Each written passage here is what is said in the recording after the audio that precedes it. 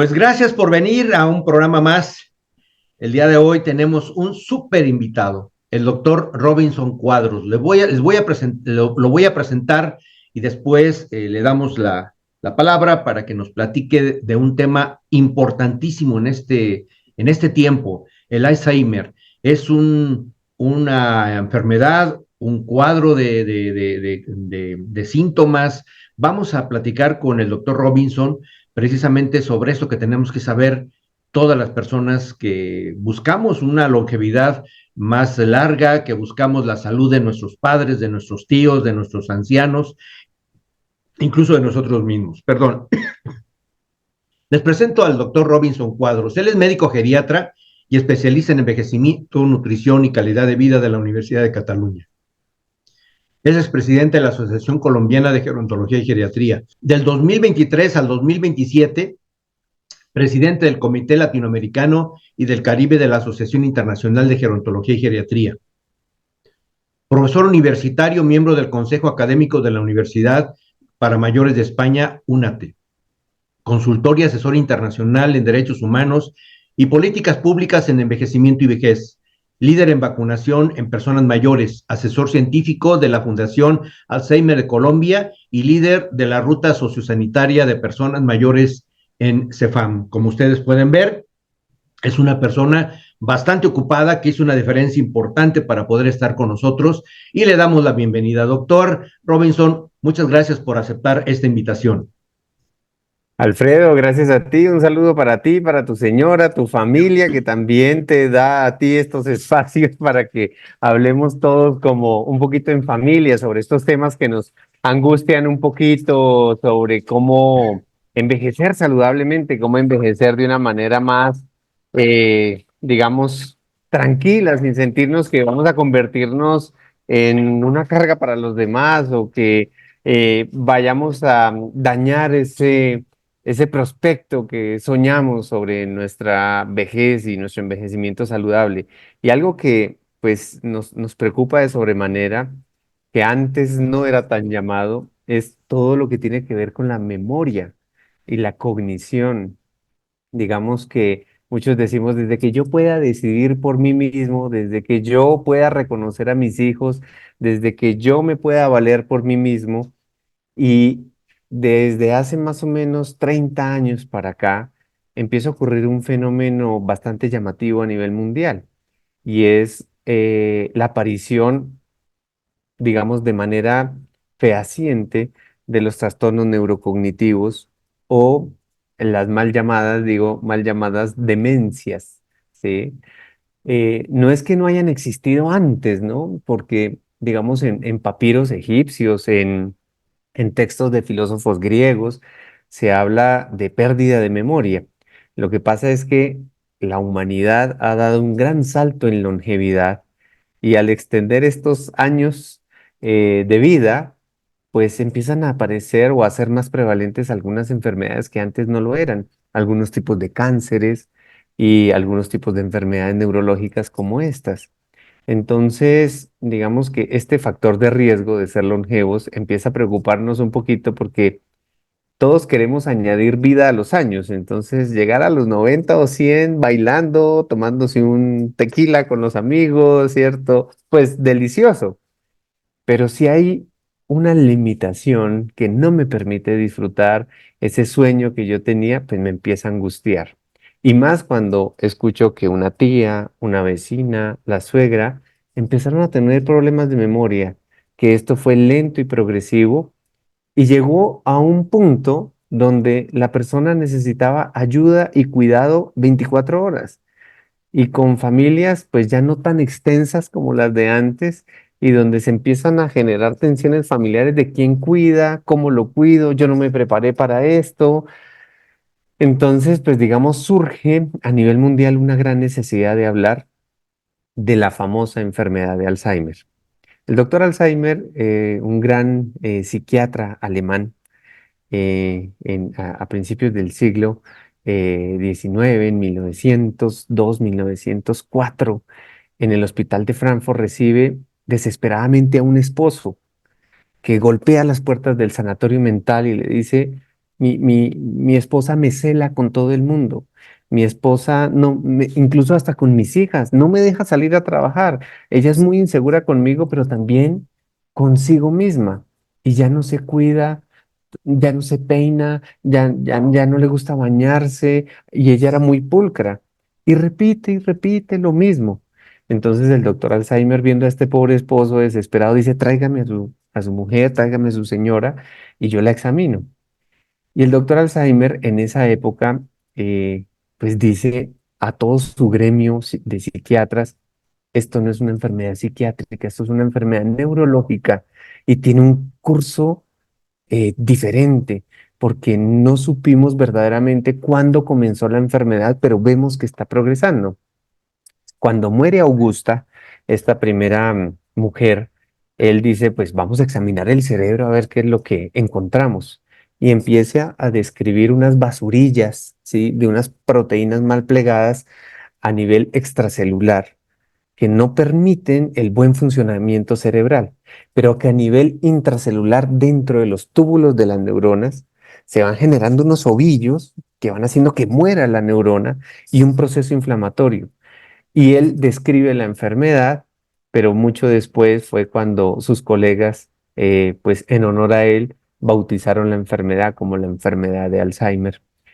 Y esto, pues digamos, desde esa época hasta acá, hemos venido investigando en muchas partes del mundo, no solo la fisiopatología de la enfermedad, sino también todos los factores de riesgo y claramente poder encontrar algo que prevenga, detenga, ¿sí? Y ojalá revierta. Pero hasta ahora nos hemos quedado muy cortos, sobre todo en medicamentos que detengan la enfermedad o que la reviertan, porque son, como te comenté, varios mecanismos que se están afectando a nivel cerebral. Entonces yo puedo de pronto impactar en uno, pero no en el otro ni en el otro. Entonces, pues esto va generando angustia. ¿Por qué? Porque hoy en el mundo se reportan 56 millones de personas con algún tipo de demencia o trastorno neurocognitivo mayor.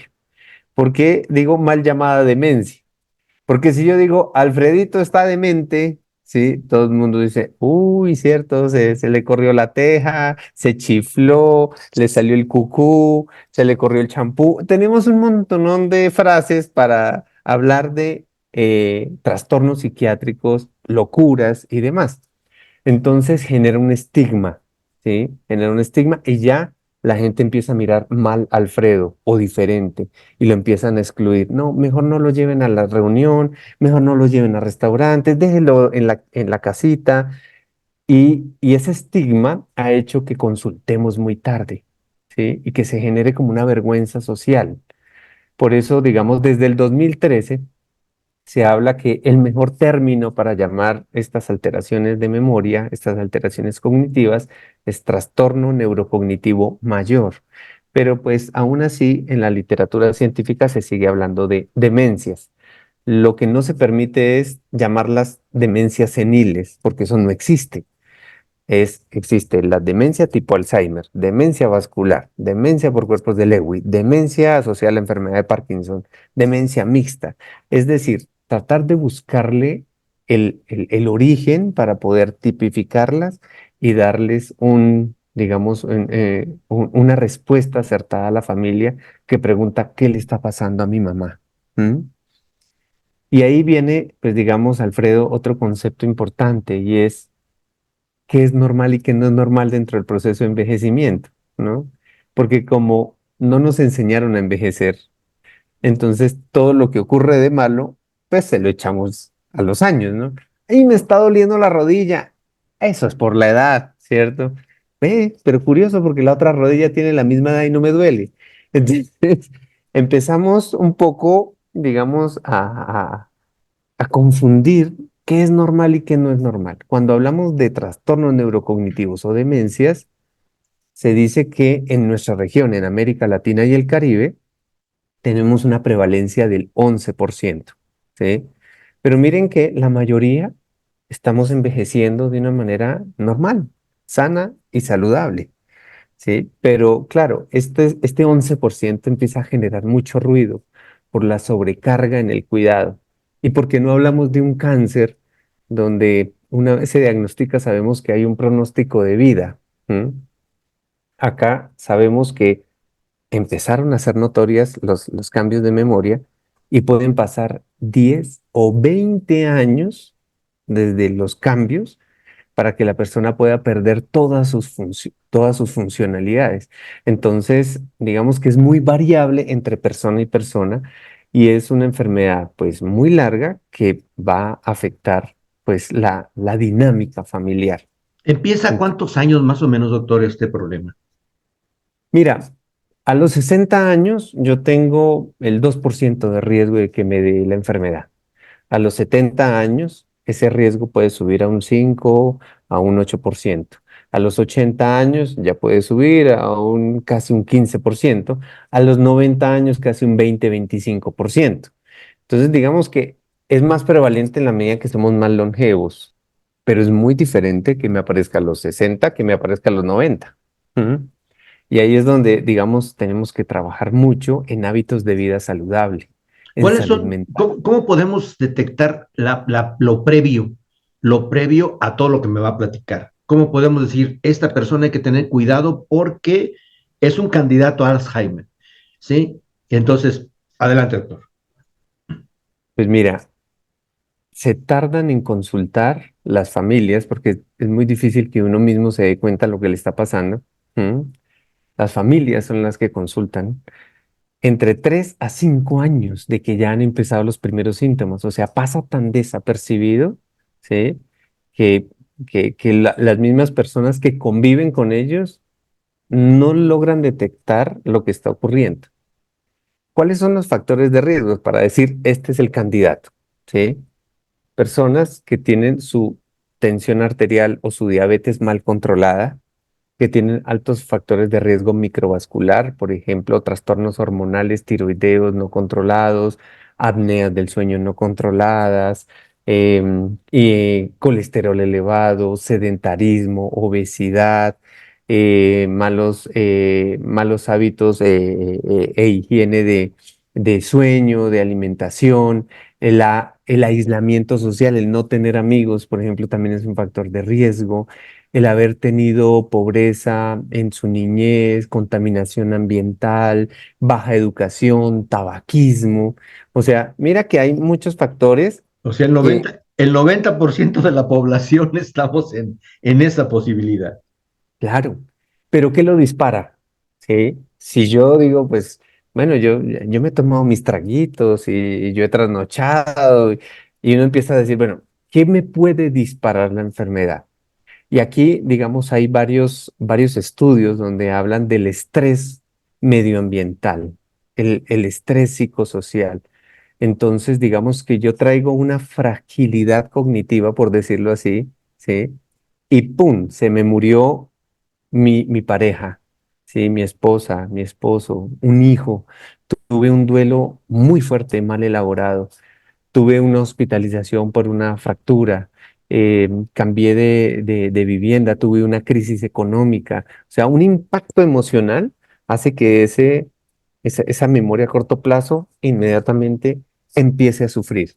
Si yo no tengo un buen soporte, una buena neuroestimulación, un buen propósito de vida, fácilmente el cerebro empieza a perder sus funciones. Entonces, mira que aquí estamos hablando de cosas importantes, ¿no? De cómo sentirme útil sin importar la edad, de cómo tener espacios para disfrutar con mis amigos, de hacer lo que a mí me gusta, de mantenerme activo, de evitar la poltrona y el televisor y salir a trotar, salir a bailar, ¿sí? Tener ese sentido de ocupación que verdaderamente juegan un papel neuroprotector, así como la espiritualidad, el buen dormir, el comer saludablemente. ¿Mm? Y los primeros síntomas, luego me dice las etapas y ya no voy a hablar, le prometo, para oírlo, y la parte de cómo podemos tratarlo. Adelante, doctor.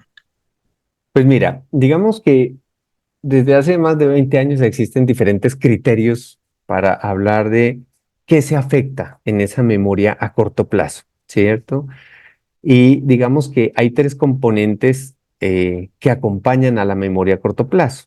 que es la alteración en el lenguaje, la afasia, la alteración en el reconocimiento, que es la agnosia, y la alteración en la motricidad, que es la apraxia.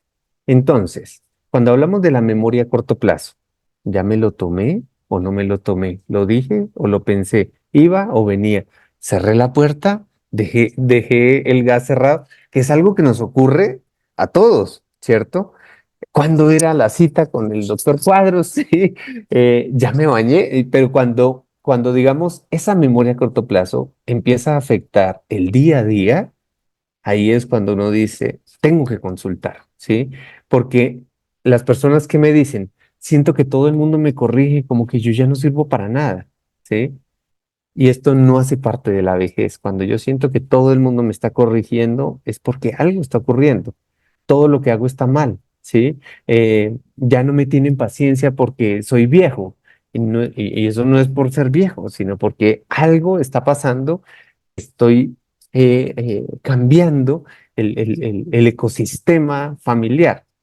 Entonces empiezan a criticar ellos mismos las decisiones que toman por ellos, ¿sí? Ahora me quieren poner un vigilante, una cuidadora, como si yo estuviera enfermo y yo no siento nada, ¿sí? Llegan mis hijos a evaluarme. A ver, papá, ¿qué día es hoy? ¿Cómo se llaman sus nietos? Y me hacen unas preguntas que yo digo, pero antes no me las hacían, ¿sí? Entonces me convertí como en un estorbo y ellos dicen que yo ya no puedo vivir solo, ¿sí? Que si no hago caso, eso me amenazan, que me van a mandar por ahí a una residencia, un hogar geriátrico, un ancianato, ¿sí? Que si me sigo portando mal. Pero yo aquí, entre nos, doctorcito, yo creo que ellos están más locos que yo, ¿sí? Y esto es lo que me dicen todos los días las personas mayores que no comprenden lo que les está ocurriendo. Y este término es complejo de entender, se llama anosognosia. La anosognosia es la incapacidad que tiene mi cerebro para dimensionar lo que me está ocurriendo. Y esto es lo que pone a sufrir a la familia, porque dice, doctor, dígale usted a ver si a usted sí le hace caso, porque es que a nosotros le repetimos y es que se volvió terco. Y no es porque él quiera ser terco, sino porque las vías neurológicas no están funcionando y él no alcanza a dimensionar lo que le está ocurriendo. Entonces vienen los tres componentes. Alteración en el lenguaje. ¿Cómo se llama eso? No sé cómo decirlo. ¿Sí? Entonces empiezan a decir, mi papá leía el periódico y ya no lo lee. Y está diciendo que es porque no ve bien, pero mentira, él ve bien, pero no está comprendiendo lo que está leyendo. ¿Sí?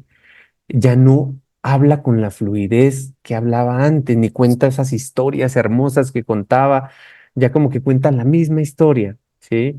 Y cada vez que se acerca a la ventana repite la misma, ay, como que va a llover, ¿sí? Se la pasa a veces soplando o contando números bajitos o diciendo, ay, ay, ay, ay, ay, ay, ya no le gusta ver las novelas que antes le gustaba, se distrae fácil, ¿sí? Y eso hace parte del lenguaje. ¿M? La agnosia, que es el reconocimiento, ¿sí? Le está cambiando el nombre a los nietos. ¿Quién es ese que me saludó? ¿Sí? ¿Ve? El dinero no me rinde. Está confundiendo, ¿sí? El valor de los billetes de dinero.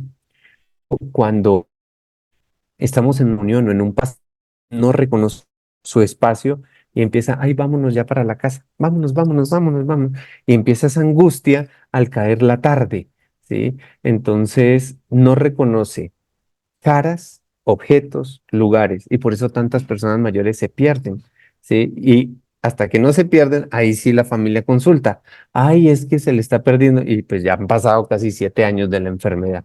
Y por último, la apraxia, la habilidad motora, ¿sí? Se está tropezando con todo, ¿sí? Se le están quemando las ollas, está teniendo incontinencia urinaria, y eso no es por la edad, ¿sí? Entonces empiezan, es que la abuelita ya por la vejez perdió el sazón. Y uno dice, pero eso no se pierde con la edad. Están confundiendo los ingredientes.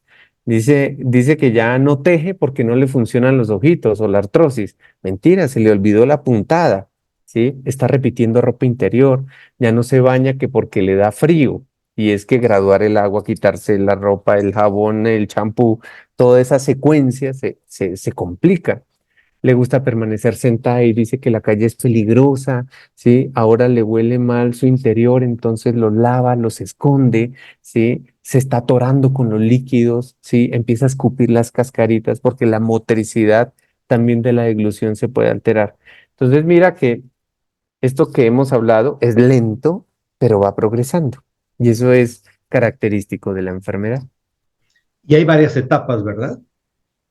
Si digamos que en términos generales se habla de leve, moderada y severa, pero cuando uno, digamos, quiere hablar ya de manera más fina las etapas de la enfermedad, se habla de 7 etapas.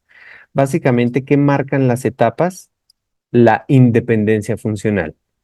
Es decir, cuando yo empiezo a requerir que alguien me supervise lo que estoy haciendo, o que alguien ya me apoye para vestirme, o para limpiarme, o para bañarme, ¿sí? O para caminar, es lo que va marcando la etapa. Pero aquí lo curioso es que no sabemos cuánto dura cada etapa. Entonces, unas personas pueden demorarse 5 años de pasar de la etapa 5 a la etapa 6 y otros pueden pasar a la misma etapa en 3 meses. Todo depende de esos estresores emocionales que haya alrededor. ¿Qué he visto que funciona, Alfredo? Cuando tenemos una familia capacitada, unida, en modo alegría, donde permiten que la persona siga siendo útil, la enfermedad sí tiende a estancarse por mucho tiempo, ¿sí? Cuando tengo una familia estresada, ¿sí? Demandante, haz caso, que así no es, ¿sí? Donde no hagas eso porque lo haces mal, la enfermedad avanza rápidamente. Y ahí es donde uno tiene que buscar, con los pies en la tierra, el mejor lugar donde yo pueda ser cuidado y donde pueda hacer mi propio proyecto de vida, ¿sí? Y donde me sienta amado y donde me sienta respetado. Y a veces la casa no es. ¿No? Sí. Así es. Es muy interesante todo lo que nos dice.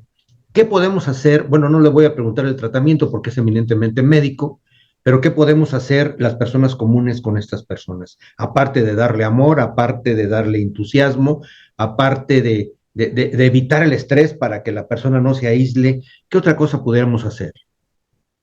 Pues mira, creo que la pandemia nos recordó nuestro lenguaje emocional. Tú andabas con tapabocas, sí, con el cubrebocas, ¿m? Y te encontrabas con un amigo y le decías, oye, ¿y por qué estás triste? ¿Y cómo sabes que estoy triste? ¿Sí? Por tus ojos, por tu mirada. Las personas con Alzheimer desarrollan un lenguaje emocional espectacular. Ellos te leen la mirada, te leen la expresión facial, te leen el tonito de la voz, la manera en cómo las tocas, ¿sí? Entonces sí tenemos que perfeccionar o entrenarnos en nuestro lenguaje emocional para brindarles tranquilidad, serenidad, paz. Porque si yo me encuentro con una persona que tiene un problema de memoria y yo estoy tranquilo, pues inmediatamente ella se siente tranquila. Si yo estoy nervioso, angustiado, le voy a transmitir mi angustia, ¿sí? Por eso, digamos que esa resonancia emocional, esa empatía emocional, nos lleva a pensar que el familiar, por lo general, es el peor cuidador, porque uno tiene sus emociones a flor de piel, ¿sí? Y uno así no quiere expresarle el duelo que está viviendo, pues lo está sintiendo y lo expresa de alguna manera. ¿Mm? Estoy de acuerdo con usted, doctor. Yo cuido a mi padre, 96 años. Ujú. eh, no tiene problema, tiene un problema, ya no escucha bien, y usted me está dando la clave, la expresión de las emociones. Pienso que esto que usted me está platicando es muy importante para mí y para los que nos están escuchando. Ese lenguaje interno psicológico que tenemos.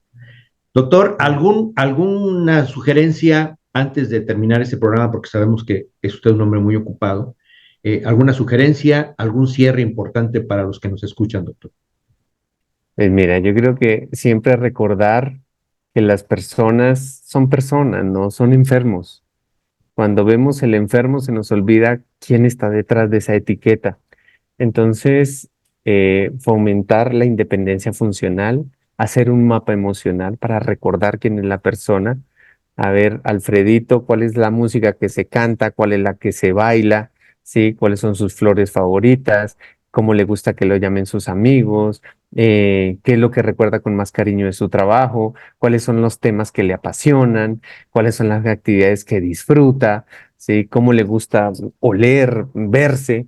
para así yo centrarme en eso, en las capacidades, no en las debilidades.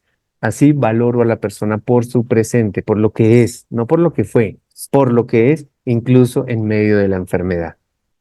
Doctor, pues muchísimas gracias. Creo que nos dio de una manera muy sencilla una cátedra y que nos va a servir para el bien de toda la gente que tiene ese problema. Le agradezco mucho su atención, doctor. Con mucho gusto, un abrazo para todos. Y a todos los que nos escuchan, les agradecemos también que hayan estado una vez más con nosotros y ojalá y algún momento más podamos invitar al doctor Cuadros en otro momento. Muchas gracias y nos veremos. Hasta luego.